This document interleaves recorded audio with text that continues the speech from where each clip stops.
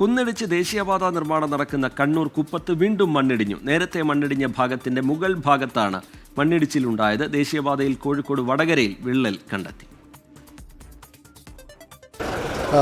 നമുക്ക് ജില്ലയിൽ അറിയാവുന്ന പോലെ തന്നെ കഴിഞ്ഞ 4 ദിവസമായിട്ട് റെഡ് അലേർട്ടാണ്.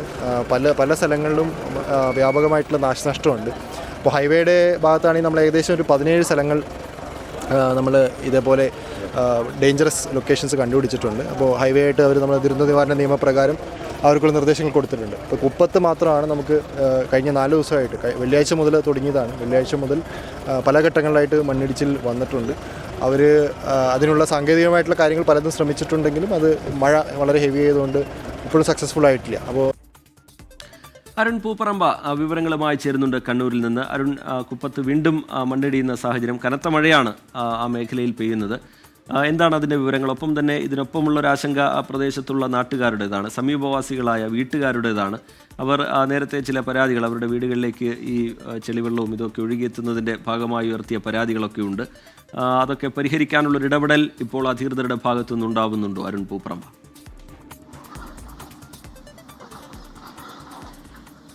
റിജിത്ത്, ഞാനിപ്പോൾ ഉള്ളത് ഈ മണ്ണിടിച്ചിലുണ്ടായ കുപ്പത്താണ്. ഇവിടെ ഇപ്പോൾ ഗതാഗതം തടസ്സപ്പെടുത്തിയിട്ട് ഇപ്പോൾ 3-ാം ദിവസമാണ്. നമുക്ക് നേരിട്ട് ആ ദൃശ്യങ്ങളിലേക്ക് പോയാൽ ഇതിൻ്റെ ഒരു ഭീകരത കാണാം. കുന്നിടിച്ച് ദേശീയപാതയുടെ നിർമ്മാണം നടത്തിയ വലിയ ഭാഗം മണ്ണിടിഞ്ഞ് വീണു. നേരത്തെ തന്നെ ഇപ്പോൾ ജില്ലാ കളക്ടർ പറഞ്ഞതുപോലെ കഴിഞ്ഞ ദിവസങ്ങളിലായി പല തവണയായി മണ്ണിടിച്ചിലുണ്ടായിരുന്നു. പക്ഷേ ഇന്ന് സംഭവിച്ചത് അല്പം കൂടി ഗുരുതരമാണ്.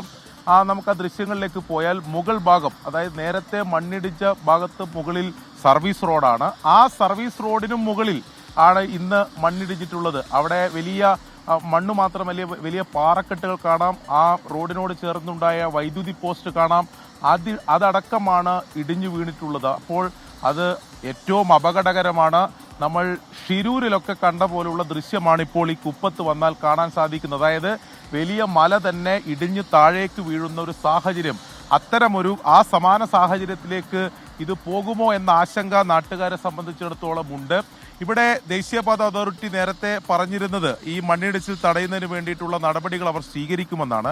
പക്ഷേ ജില്ലാ കളക്ടർ വിശദീകരിക്കുന്നത് കഴിഞ്ഞ ദിവസങ്ങളിലെല്ലാം ശക്തമായ മഴയാണ്. അതുകൊണ്ട് അത്തരം പ്രവർത്തനങ്ങൾ അവർക്ക് നടത്താൻ പ്രായോഗികമായിട്ടുള്ള ബുദ്ധിമുട്ടുകൾ ഉണ്ടായിരുന്നു എന്നതാണ് അവർ പറയുന്നത്. ഇപ്പോൾ ഈ മണ്ണിടിച്ചിൽ തടയുന്നതിന് വേണ്ടി ഇപ്പോൾ ചെയ്യുന്നത് നമുക്ക് ദൃശ്യങ്ങളിൽ കാണാം. ഈ മെറ്റൽ ഒക്കെ ഇവിടെ എത്തിച്ച് അത് ഇവിടെ വിതറി ഈ കുന്നിടിച്ച ഭാഗത്ത് മണ്ണിന് ബലപ്പെടുത്തുന്നതിന് വേണ്ടിയിട്ടുള്ള ശ്രമങ്ങളാണ് ഇപ്പോൾ. അത്തരം ശ്രമങ്ങളും നടപടികളുമാണ് ഇപ്പോൾ നടന്നുകൊണ്ടിരിക്കുന്നത്. അത് എത്രത്തോളം ഫലം കാണും എന്നതിനെ സംബന്ധിച്ച് നമുക്ക് ഇപ്പോൾ ഒരു വ്യക്തതയില്ല.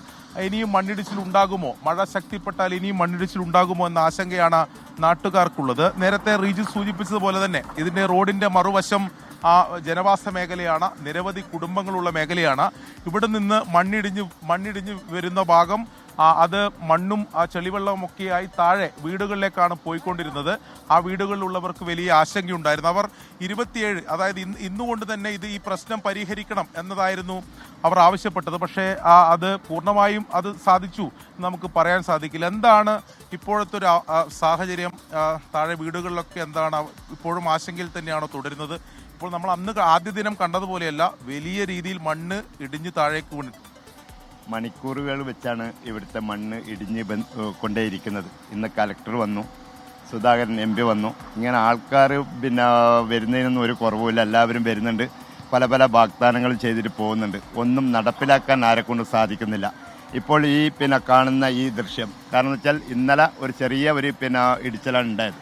ഞങ്ങൾ കഴിഞ്ഞ ഒരു 2-3 ദിവസം മുന്നേ പറഞ്ഞുകൊണ്ടേയിരിക്കുന്ന ഒരു കാര്യമാണ്. ഇത് ഇടിഞ്ഞു കഴിഞ്ഞാൽ തീർച്ചയായിട്ടും മുകൾ ഭാഗം ഇടിയും. അപ്പോൾ 10-40 കുടുംബങ്ങൾക്ക് ഒരു ഭീഷണിയാകുന്ന രൂപത്തിലേക്ക് കാര്യങ്ങൾ പോകുമ്പോൾ അവരതൊരു ഗൗരവത്തിലെടുക്കുന്ന ഒരു പ്രശ്നമില്ല. അപ്പോൾ ഇങ്ങനെ ഇടിയുന്ന സമയത്ത് അവർ താൽക്കാലിക ഒരു പ്രശ്നപരിഹാരത്തിന് വേണ്ടിയിട്ട് ശ്രമിക്കുന്നതല്ലാതെ ഒരു ശാശ്വത പരിഹാരത്തിനുള്ള ഒരു നടപടിയുമായിട്ട് അവർ പോകുന്നില്ല. ഇന്നുകൊണ്ട് ഈ പ്രശ്നപരിഹാരം ഉണ്ടായില്ലെങ്കിൽ കൂടുതൽ പ്രതിഷേധങ്ങളെ കടക്കും എന്നായിരുന്നു അന്നത്തെ ചർച്ചയിലെ ധാരണ. അപ്പോൾ എന്താണ് നിങ്ങൾ തീരുമാനിച്ചത്? ഇന്ന് കലക്ടർ വന്നിട്ട് പറഞ്ഞതെന്ന് വെച്ചാൽ ഇവരുടെ റിപ്പോർട്ടിൻ്റെ അടിസ്ഥാനത്തിൽ ഏകദേശം 1-2 ദിവസം കൊണ്ട് ഞങ്ങൾക്ക് പറ്റാവുന്ന ചെയ്യാൻ പറ്റുന്ന എല്ലാ കാര്യങ്ങളും ചെയ്തു തരും എന്ന് പറഞ്ഞിട്ടാണ് ഇന്ന് പോയത്. നാളെ UDF പ്രതിഷേധ കൂട്ടായ്മ ഇവിടെ വെച്ചിട്ടുണ്ട്. അത് UDF സംവിധാനത്തിൽ വരുന്നതാണ്. അത് തളിപ്പറമ്പ് മണ്ഡലം UDFൻ്റെ ഇതിൽ ഒരു പ്രതിഷേധം ഇവിടെ വെക്കുന്നുണ്ട്. കാരണം എന്ന് വെച്ചാൽ ഇത് മാനസികമായിട്ട് അവിടെ വീടുകളിൽ ഇന്ന് കടന്നുറങ്ങാൻ പറ്റാത്ത ഒരവസ്ഥയിലാണ് എല്ലാ വീട്ടുകാരുള്ളത്. ആദ്യം 2 വീട്ടുകാർക്കാണ് ഒരു വിഷമമുണ്ടായത്. ഇന്ന് 10-40 വീടുകൾക്കാണ് ഇതിൻ്റെ ദുരന്തം അനുഭവിക്കേണ്ടി വരുന്നത്. റിജിത്ത്, അത് തന്നെയാണ്. ആദ്യ ഭാഗത്ത് മണ്ണിടിഞ്ഞത് മാത്രമല്ല, ഇപ്പോൾ മുകൾ ഭാഗത്ത് ഒരു വലിയ ഒരു മലയുടെ ഭാഗം തന്നെ ഇടിഞ്ഞ് താഴേക്ക് വീഴുന്ന സാഹചര്യമുണ്ടായി. അപ്പോൾ ഇത് പൂർണ്ണമായും ഇടിഞ്ഞ് താഴേക്ക് ഈ ജനവാസ മേഖലയിലേക്കൊക്കെ ഈ മണ്ണും ഈ മഴ പെയ്താൽ വെള്ളവുമൊക്കെ പോകുമോ എന്ന ആശങ്കയാണ് നാട്ടുകാർക്കുള്ളത്. ഇന്നായിരുന്നു അവസാന തീയതി. ഇത് പ്രശ്നപരിഹാരത്തിനുള്ള അവസാന തീയതി ഇന്നായിരുന്നു.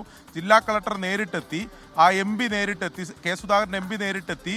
ആ ജില്ലാ കളക്ടർ പറഞ്ഞത് 2 ദിവസത്തിനകം ഇതിനൊരു പ്രശ്നപരിഹാരം ഉണ്ടാകും, അതിനു വേണ്ടിയിട്ടുള്ള ദ്രുതഗതിയിലുള്ള നടപടികൾ സ്വീകരിക്കുമെന്നാണ്. അത് വിശ്വസിച്ചുകൊണ്ടാണ് കാത്തിരിക്കുന്നത്. ശരി, കണ്ണൂർ കുപ്പത്ത് ദേശീയപാതയിൽ വീണ്ടും മണ്ണിടിഞ്ഞു. നാട്ടുകാരുടെ ആശങ്ക, അവരുടെ പ്രതിഷേധമൊക്കെ അവിടെ നടക്കുന്നുണ്ട്.